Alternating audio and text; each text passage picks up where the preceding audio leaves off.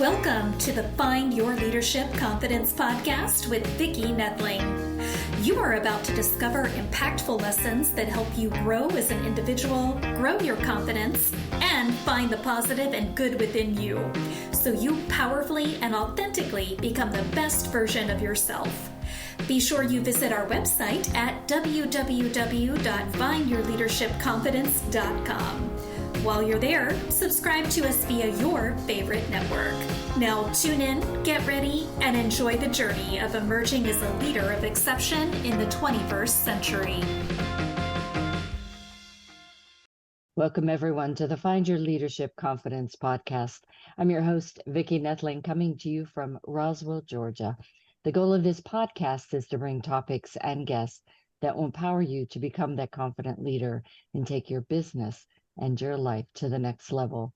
Today, I am very excited to have Margie Oleson as my guest, and let me tell you a little bit about her. She helps business leaders crush their goals by installing processes and habits for better clarity and alignment among the top team.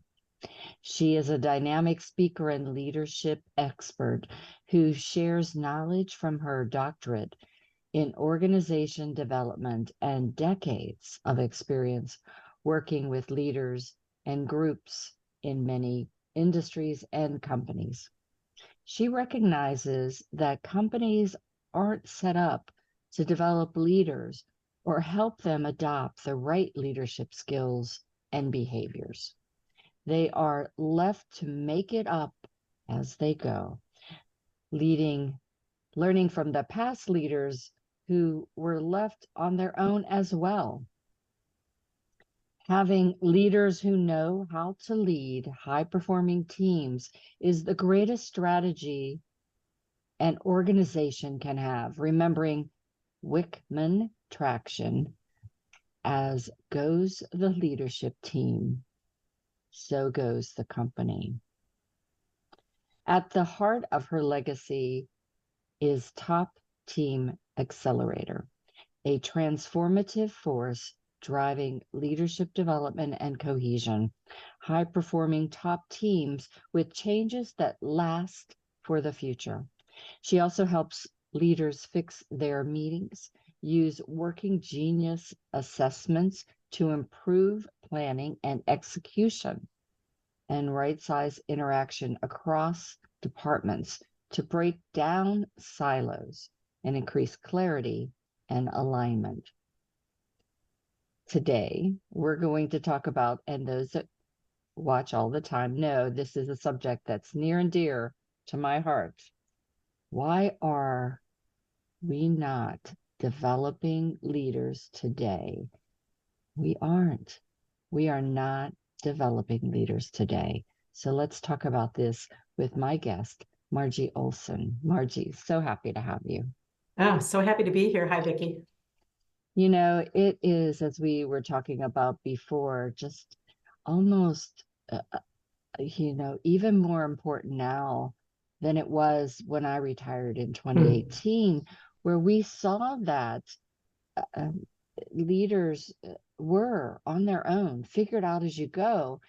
And unfortunately, some of the people in the companies downsizing, getting rid of high-cost leaders, oftentimes, they were the ones that got it right. And now that was left were those that either weren't trained or did not know what they were doing. And so they were passing on bad habits, bad behaviors, bad examples, which just meant those young, up and coming, possibly top performers to be frustrated or leave.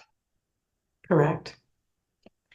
So before we get started in this deep, wonderful topic, we always start with the easy question. Where do you call home?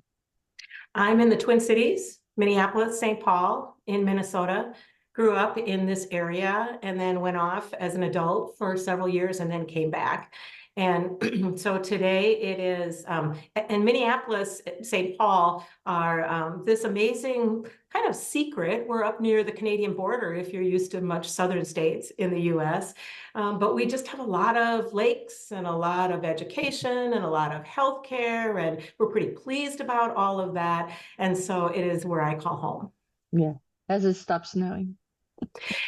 This year was a little different. Climate change is going to prove to be a change for us in general. We had a very mild winter and really weren't sure how to handle it. And it affects businesses, small businesses. It is year after year now, we're just not sure what winter will bring. That is true, not only there, but a lot of places around the world. Yes.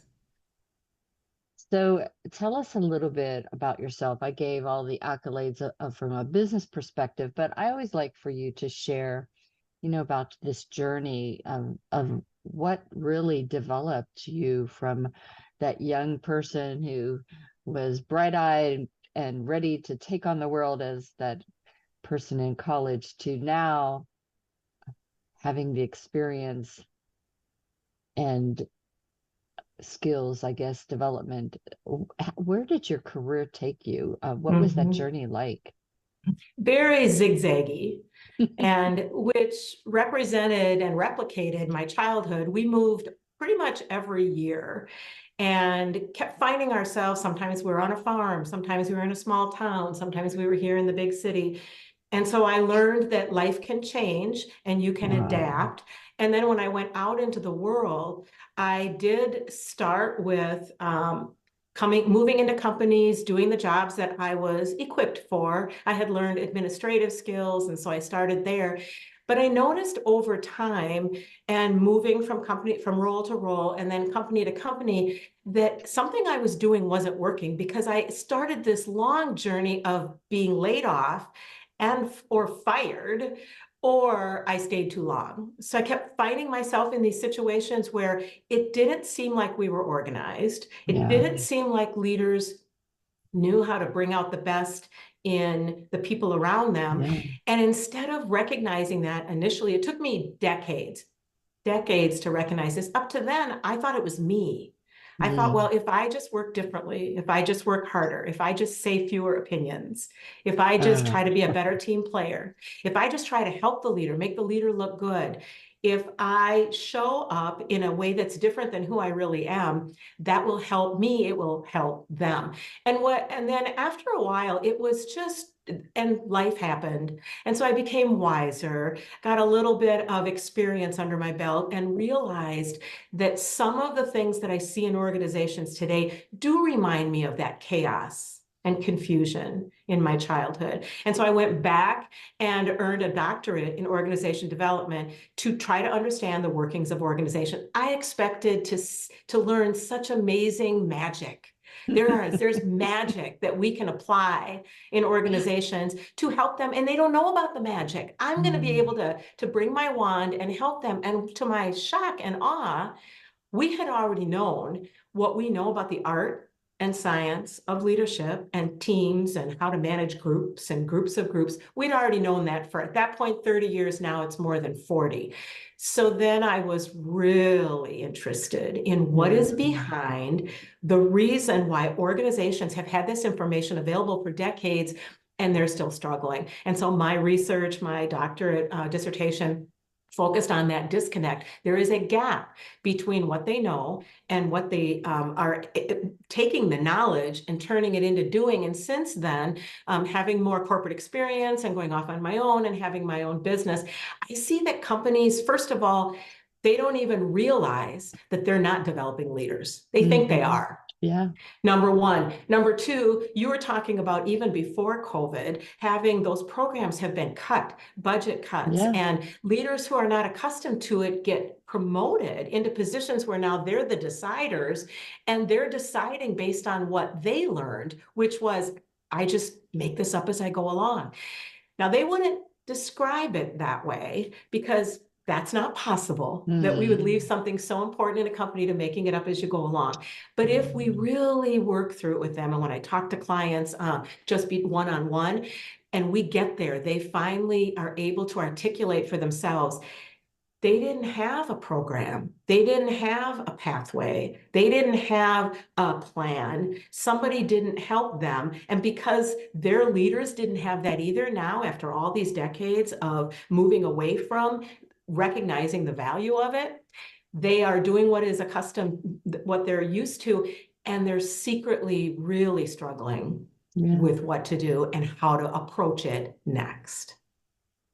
Yeah, I think I want to stay there for a little bit because, and maybe you saw this too, but what I noticed even in my young days and I started out as administrative, and what I saw was there was a lot of fear that was kind of pushed down, but really was driving those managers. And so it was almost fear of being found out, that I was promoted because I was great at Excel. I was great at doing operational things. I was great at that. But then all of a sudden my hat had to change, and I had to be a people person, and I had to deal with people issues, and I had to start to think strategically. And I could not get out of that operational mindset where I was the doer and not the trainer, the coach, the person who's looking at big picture. And that's, I think, where people struggle so much. And it really kind of was an eye-opening thing for me. And I spent more time in my younger days as a manager getting to know my people and working with them and finding out what was their motivation so that I could ask them to do far more than they thought they were capable of. But you got to know and see that there was that potential. Managers just come in the office, open the door, sit down on their computer, and forget that they have all these people that they are supposed to be supporting. And that is the start of the problem.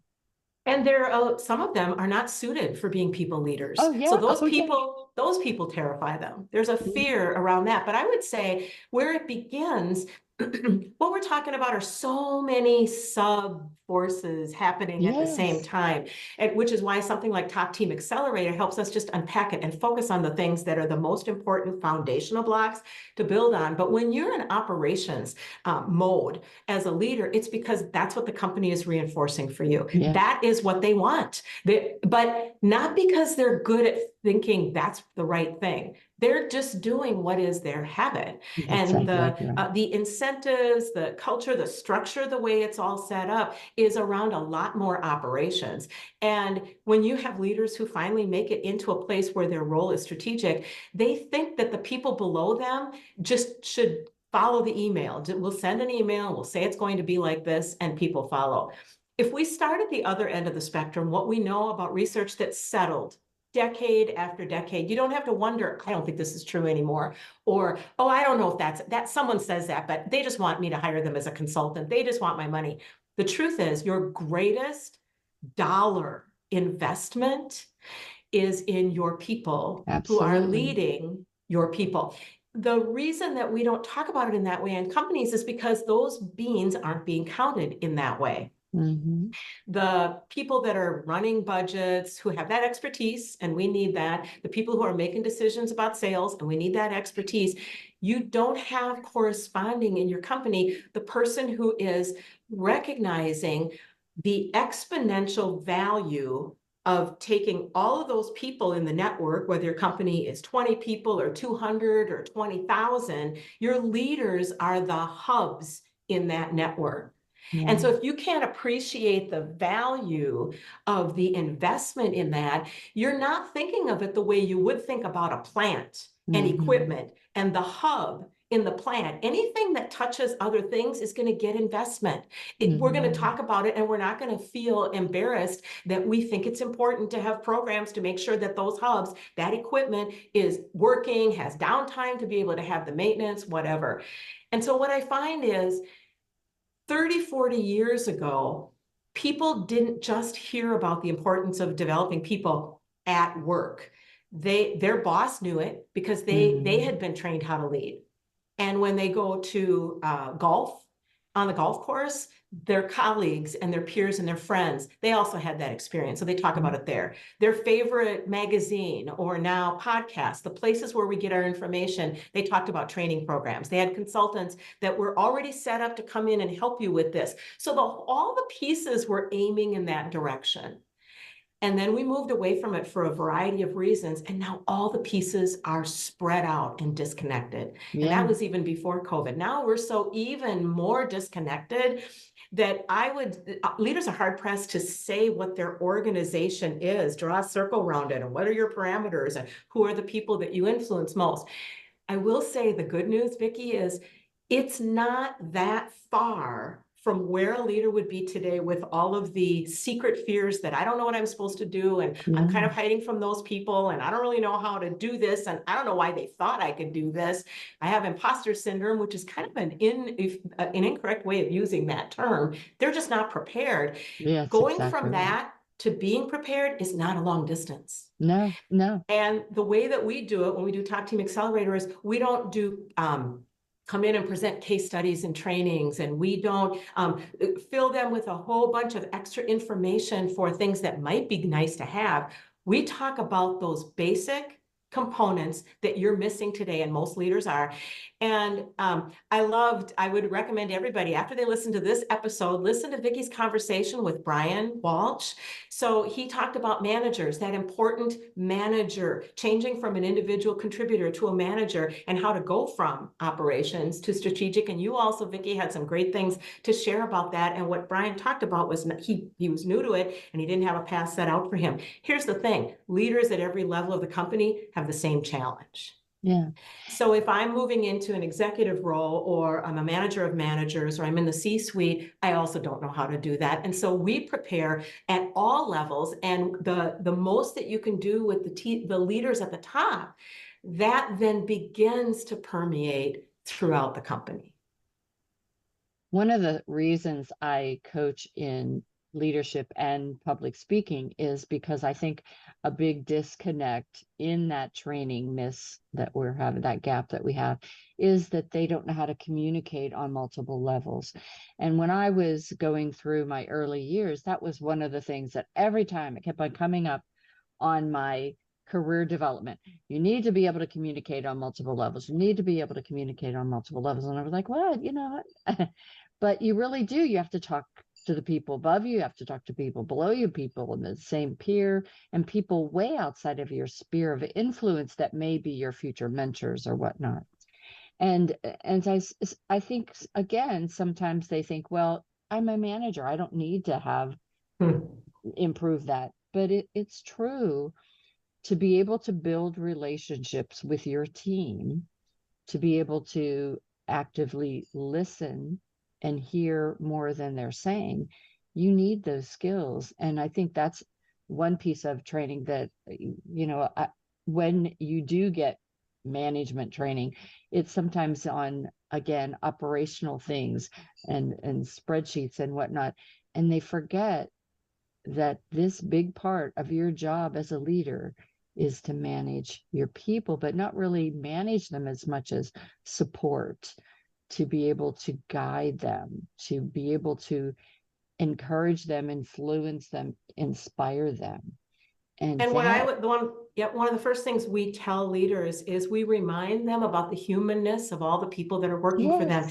We've gone away from that as if there's a woo-woo factor to talking about people. But if you don't think of your people as people, you're going to miss it. You're going to miss everything. And the first thing we talk about is those individuals that are reporting to you, and you, by the way, recognize this about yourself and your leaders too, is they're really walking, talking brains. Yes. So when we say, oh, this person's not listening, or I sent that email and they're not following it, actually, it's not them, it's their brains. And that's not how the brain works. So rather than feel scared that I don't know how to communicate, and by the way, I love the term over communicate, because over communicating might seem redundant, feel boring. It's hard for leaders to know that that's something that they really need to embrace and get really good at. But just know that when you're doing that, you're not dealing with the person's exterior, the job, you're dealing with their brain. And the brain spends 99% of the time keeping you safe and alive. And so they're not going to engage. They're not going to remember what you said. Even when you go into a training, they're not going to remember that thing until they hear it again and they see it again. And ideally, you have a visual, a tool that shows them something. The brain kind of gets excited and goes, oh, I think I should lean in. I think I should pay attention to this. That old marketing adage, 7 times 7 ways, that's the brain. Yeah. So when I go in and am helping organizations with transformation, they always want to see the resistance management plan. What's the resistance management plan? These people are going to resist this big change that we're making. Yeah. We're going to roll out a new system, or we're going to move. We're going to have a different location, and these people are going to resist it. What's your resistance management plan? I would call that, what's my engaging their brain plan? Because they're not getting up in the morning hoping to avoid following their leader. They're not getting up in the morning hoping to avoid being successful. Everybody actually is naturally hardwired to want to be successful. And managers are no different. So a manager, leaders at higher levels, once they learn that they're dealing with the brain, and we also talk about they're dealing with a whole group of habits.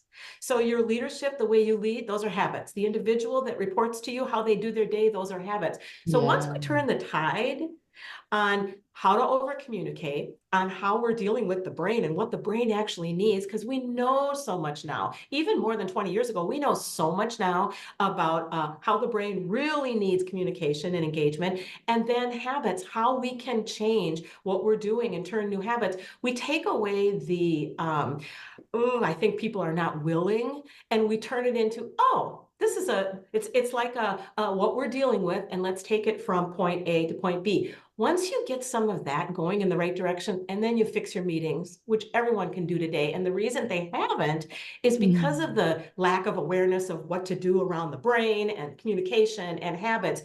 Once you start to do those things, now you really can focus on the other 2 or 3 things that are so important as a leader. And as you're doing those wins, you are becoming a leader. Yeah. So one of the other things that I noticed in the probably the last 10 years of my career as a project lead was there was a big focus on, I'm just going to invest all my time and energy on high performing teams. And if you weren't on a high performing team, then all of a sudden, what message is that telling you as an employee, for one thing? But it was to me, I think, a little disappointing, because when I started, everyone that was put into supervision and then management had like a 3-week training. And that training was more, again, giving you the skills to be successful in this new type of leadership, as again, as we say, in more strategic thinking. But if you only are doing a small percentage of the folks, how do you know? I'm sure I would not have been put on a high performing team, and yet by chance I was put on a team that became high performing team because the leaders of that team showed us how to do it right and gave us the opportunity to fail and learn and grow. And being on a high performing team was fantastic. It was so exhilarating for me. But again, I think we pass by a lot of people because we don't see the potential, because we're not looking for it. We're just looking for how are they in those operational skill sets. I remember in my training and my doctoral coursework, we would watch videos of final events where a team that had been together for, let's say, 18 to 24 months, and they did this big thing, and now they were presenting it to leadership and to the company, and then they were going to go back to their other jobs. And I saw several videos of these companies that you would recognize the names, and I was so struck by how people were crying. So they're doing this presentation and they're showing what it was to start with. And they went through this whole 1.5 or 2 years of working together, and they became this cohesive, collaborative, high-performing team. And they're crying. Now they're going back to their other jobs. And it took me several years after that to realize they're crying because they think it was exhilarating for them. And it was such a meaningful experience to be so doing so well at work. And they think they have to go back to that other thing, which is more the norm. And here's the thing. We build high-performing teams, but not because it's the exception. By definition, people have been talking about high-performing teams because they hold them separate from all the other teams. And the truth is, every team can be high-performing, and you need the building blocks. And they're not that hard, and they don't take that long. Yeah. You do have to pause. You have to pause the day-to-day. All that crisis management and firefighting and solving the same problems over and over, and people coming to the leader to solve their problems, kind of gossiping, complaining about each other, people going back to their own teams and gossiping about the leader, all of that takes a lot of time. You could pause that by learning how to be a different type of leader and a different type of team, and you're going to free up time, and you're going to free up all of that because you're going to reduce the firefighting. You will reduce the gossip and blame, and you will start to become a high-performing team because you'll put in place the things that help you be cohesive. Now, we don't go after that.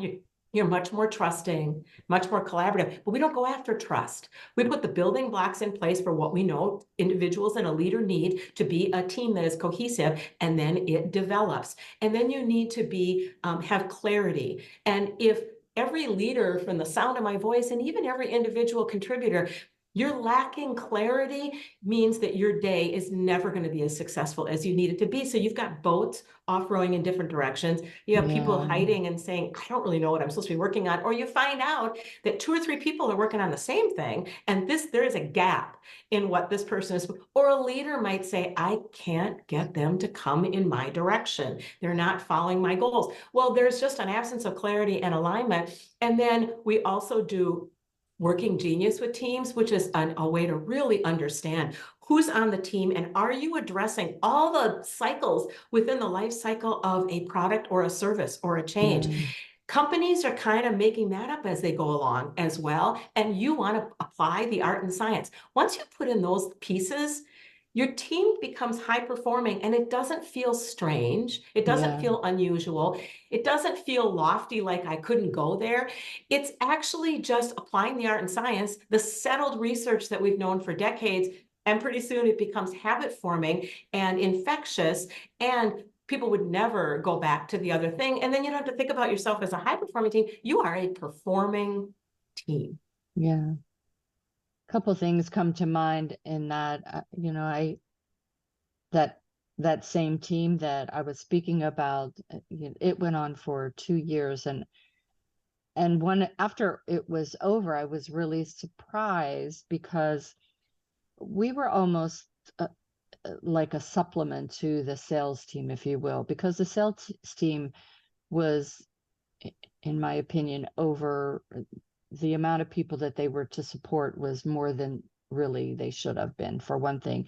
So they spent most of the time dealing with putting out fires for those problem children, if you will, and never being able to truly support all of their clients. So when we came in, we were supporting the largest clients, but giving them the customer service to delight the customer the way the customer expected and wanted.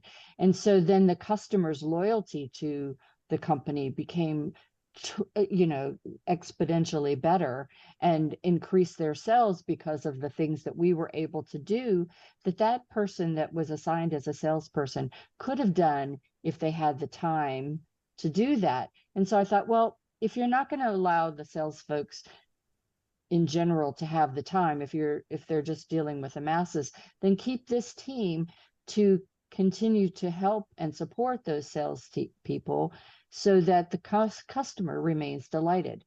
And they didn't. They cut us all out. They took it away. And the customers that we no longer were there to supplement as support were confused and didn't quite understand that. That was one thing.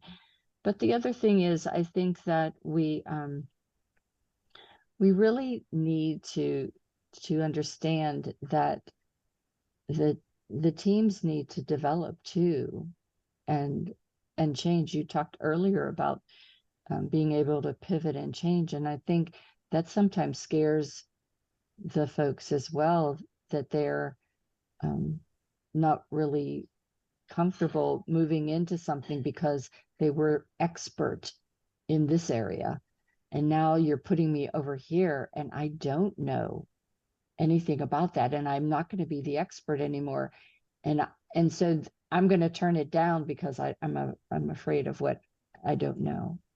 And there are a lot of barriers that you just described in why we're not developing leaders in general. There are some leaders who, if they needed to be held to a standard that really does follow certain principles to have a performing team and to develop people, they wouldn't make that cut. They wouldn't be, they're not the right person for that. They don't want people to know that. They don't have the confidence. The confidence that your show is talking about, some of it comes from really learning how to do this. So maybe they'll make it if they were given a chance to actually learn how to be a leader. But some of them, it's not going to be their natural talent. It's not going to be something that they're going to learn. They're going to keep themselves from doing that for a variety of internal reasons. And so they're not the right person for the job. The beauty of the system of developing leaders and to be able to lead teams that are performing is you then begin to benefit from the team of teams. So you don't have to have a hard wall, a natural hostility between sales and marketing. You don't have to have separation and silos between sales that are actually strategy and the operations on the side of it. You don't have to have natural separation between the finance folks and the operations folks. You want each one to be high performance, high awareness, high ability. And then once you put in place the things that leaders need to do to lead, that breaks down silos. They become the experts on talking across. So imagine the leadership team at the top being cohesive. So rather than running their own little fiefdoms, they can speak for each other at any given point. They are recognizing the importance of alignment. They have clarity. All of their boats are rowing in the direction of the senior leader. And they understand the parts of their team that go into that, and they wouldn't compete with their peers because now they have developed as a team. And that then permeates throughout their teams. You don't end up with those silos. Silos are what is really destroying the organizational effectiveness. And that was even before COVID. I have clients who are never on camera, and they don't even have enough people with the presence of mind and experience to say we should be on camera. You've got people that don't have that in their past, their experience, and now they're in charge and they're not leading that. So you want to be able to have conversations across these departments and work together, and you can do that when you put these systems in place and leaders really learn how to lead. When a leader learns how to lead, it's not about ego. It's not about protecting their own turf. They learn actually their success for themselves even comes by so much more generosity and sharing, and those fires go down. And the solving the same problem, you start to solve problems once and for all. Pretty soon you've freed up your day. And when you fix your meetings, the first thing you do is take off those recurring meetings. Those are just destroying a lot of your day, your calendar. And once they fix their meetings, they've really freed up time and space for the collective to start dealing with these bigger issues. 5 generations in a workplace. Where are we at with supply chain? What is going on in the world, and how does it impact our customers? Do we know what our customer is going through? We should be able to have those conversations and not just sales. How come the operations person and the finance people, they want to be in those conversations too? That you have time for when you've developed enough leadership and have put enough systems and processes in place to have the stuff that is not helpful for you gone away, and you have the people that can be successful are starting to perform. And I think that's one of the things that I learned early on as a project manager, because first of all, I did process and project management together. And especially in the first phase, in the information gathering phase, I spent a lot of time interviewing and talking to stakeholders and folks, not only to learn about where the process gaps and the opportunities were, but to understand the people that I was going to be working with. So I knew what leadership style, what communication style I would use for each of those, because to me, a great project manager is a great leader because you are the quarterback of that team. And you have to make sure that everybody plays nice, knows the rules, knows the expectations, and then follows along, and then can make changes and pivot as needed as quickly as possible. One of the last projects that I was on after I left and was called back was a project already underway. And so all of those things that I normally would have done was past that. Nobody did that and didn't want to even talk about doing it at that late stage of the game, if you will. And so you kind of are trying to put Band-Aids on all these places that were needing to be healed. But what I found that was even more frustrating is the silos you were talking about. We're so in that first year where they didn't have a quarterback. They were created such walls between IT and operations and finance that it was difficult to even break things down. And then they, instead of using me in the skill set that really would have helped to break down those walls and things, they wanted me to do finance reports and budget and all those things that they should have just hired an expert to do that and let me fix the things that were broken from a people perspective. And so that was my biggest disappointment in going back, and to the point I thought, well, I'm not going to go back and do project management anymore because, you know, you're just bringing me in to fix things that, you know, is not in the right iteration. So it was interesting. Somehow we have lost the people expertise, Mm-hmm. and we don't even let HR do it. Even if HR was able to bring their expertise, we don't let them do that. They don't have a seat at that kind of table. And so we have a whole bunch of people running the show and making decisions. And of course, culture is it's self-perpetuating. It's the combination. But I will say the wonderful surprise is you can change culture. People say you can't change culture. Yes, you can. Actually, culture is really the combination of the way you lead and your habits. And you could say, well, no, every new group that comes in, they're going to change the culture. Actually, that's not true, which is why it's so important to get it right at the top and to continue to lead it that way. But these habits, what we've put in place, they're not being developed by people experts, and yet they're all people. So your number one resource are the people, no matter what your company is, no matter what type of company it is. And yet we prepare, we insist on financial people who have prepared. They have the right education, they passed the right certifications, they may even have experience in our industry. We insist on our regulators, our government compliance folks to have gone to law school and passed the bar. And for our facilities, we insist on people who are experts in the heating and the cooling, and they have the certifications that we need. And we have experience. We would never just bring somebody out, you know, a buddy that we golf with or somebody that just graduated from that professional trade school and have them run our whole thing. We know how important it is for each of those areas to have the experts, and we forget. I think we forget, or we didn't know, there are people experts, and it's your number one resource. Rely on your people experts. And I think some of why we're not developing leaders and we're not relying on our people experts is because some of those leaders are not going to be able to lead in that environment. They're not the right person on the bus. And so they're going to keep it, they're going to keep over here. Silos are more comfortable if you're only thinking about today. It is so much easier to have a silo. It's so much easier to just do your thing and make some plans and have it turn out in a certain way, because you don't have to take the time and the investment and the people, the imperfect, gray human people moments that are so much harder than being in a silo, but they are where you're going to win. They are where you're going to take more time and investment now, and it's going to turn out so much better later. And that's why you need the people at the top to own it, to be it, and to lead it. I once worked for a company and they described all the C-suite folks as savants in their field. Nobody can work with them. Nobody wants to be on their leadership teams. They're just in charge of these whole big divisions. They think, oh, that's okay because we don't need people at the top to be the kind of leader we need as a manager. Not true. What you do at the top will then become a part of your culture.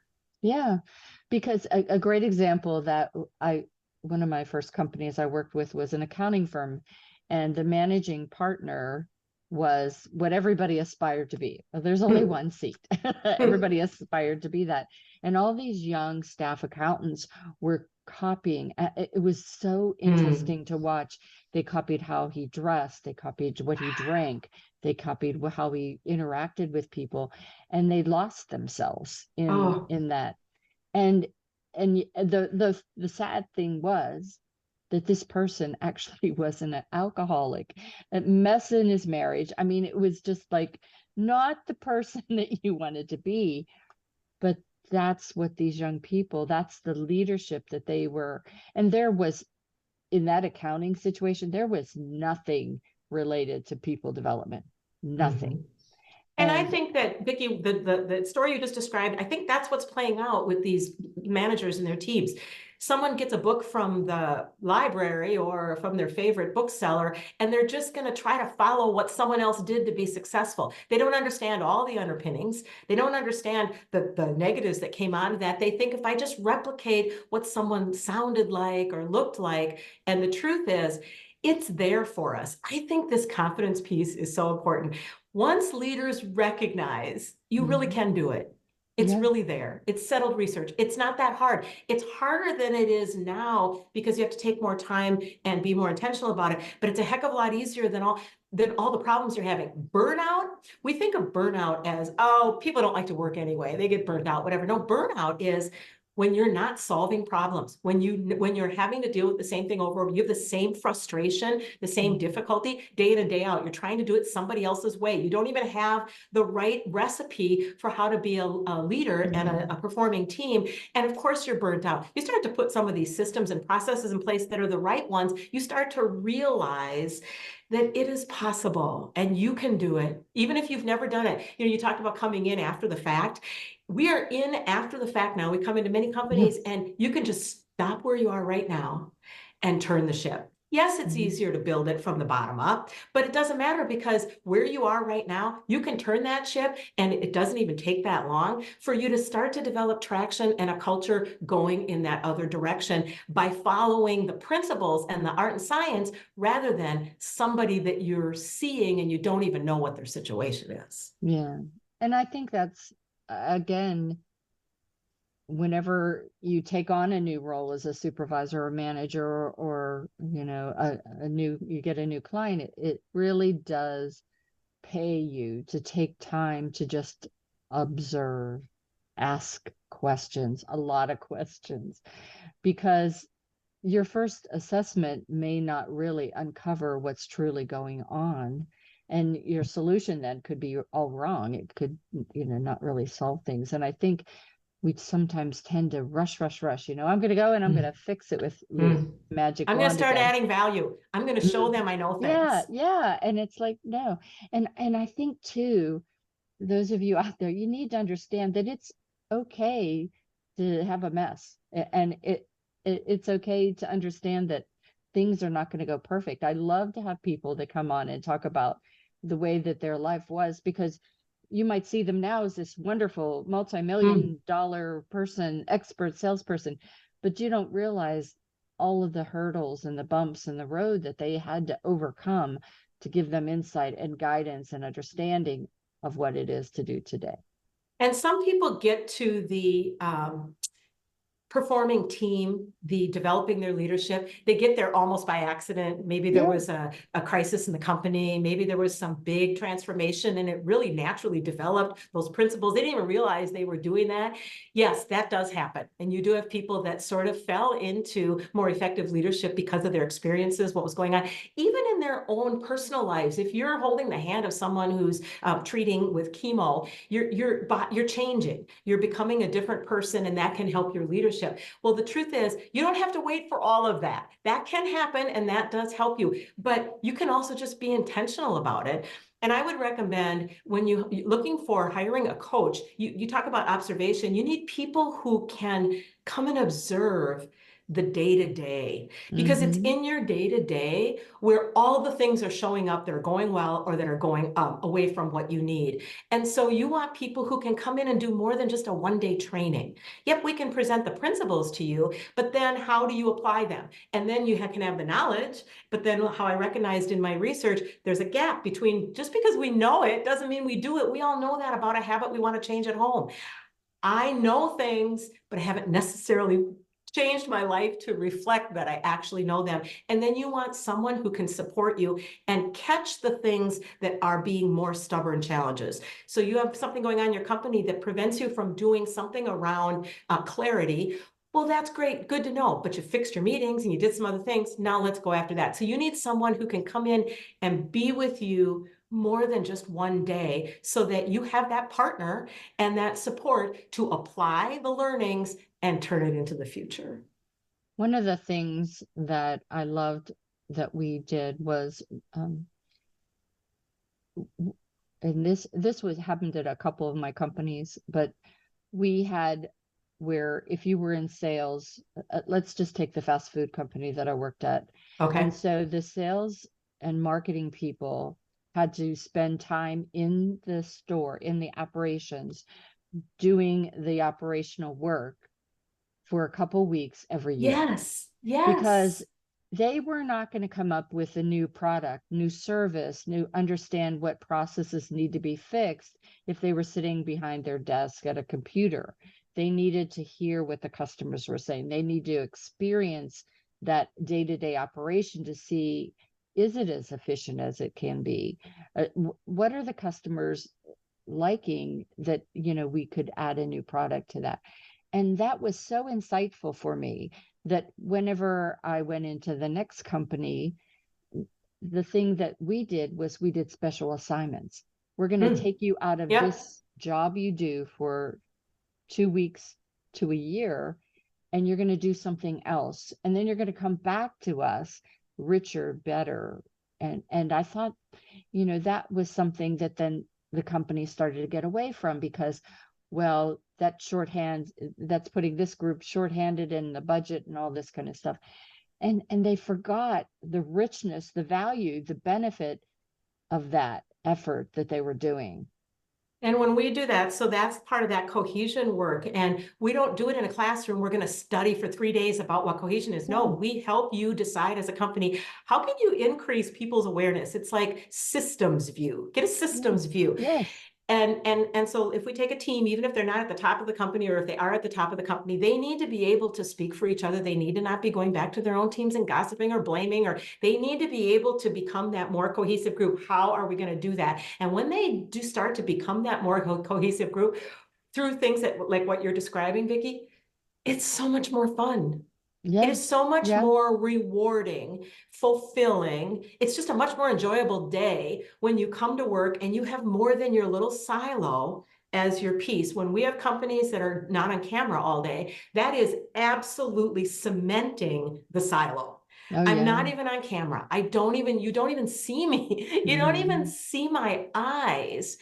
And then imagine, you have no idea what my work day is like. You have no idea what my department is like. You have no idea why we're struggling to make this one metric. You're saying, get it done, get it done. And you don't know that we're third in the chain of what happens in the process, and you didn't know that, and we need to fix it farther up. So, but it's just a much more enjoyable day for the team members, for the leaders, when we know what's going on with everyone else. Yeah.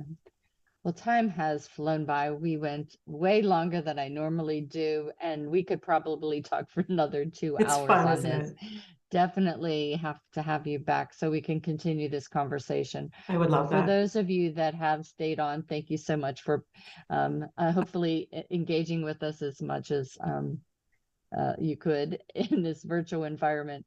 I will be sharing my contact information of Margie, so that you can get in touch with her and to be able to take advantage of some of the things that she and her company offer. If you're just listening, quick, go run, grab that paper and pencil so that you can get this website, which is Oleson-consulting.com. That's OLESON-consulting.com.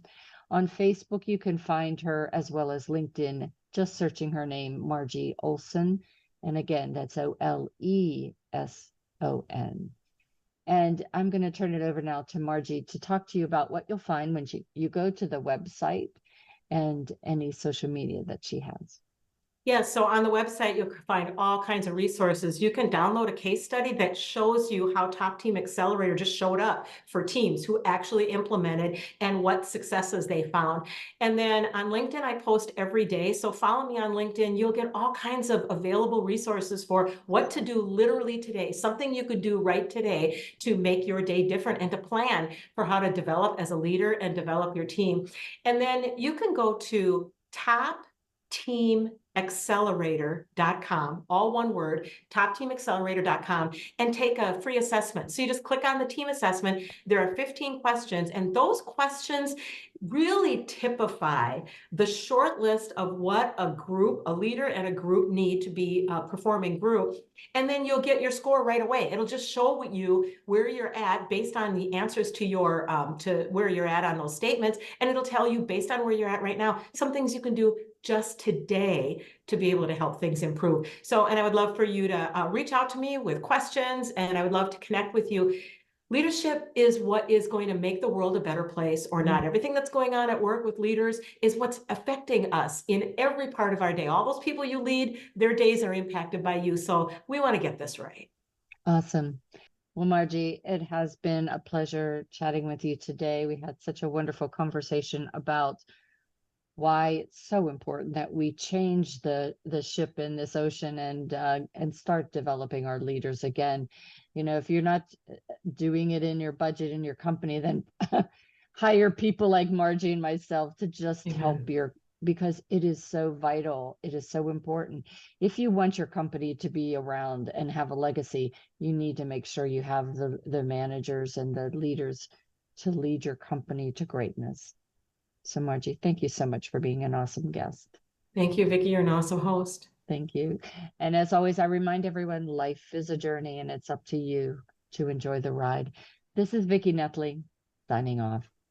Thank you for tuning into the Find Your Leadership Confidence podcast with Vicki Noethling, where we share impactful lessons that help you grow as an individual, grow your confidence, and find the positive and good within you so you powerfully and authentically become the best version of yourself. Remember to visit our website at www.findyourleadershipconfidence.com and enjoy even more great episodes like this one. Again, while you're here, subscribe to us via your favorite network. We look forward to seeing you next time on the Find Your Leadership Confidence podcast.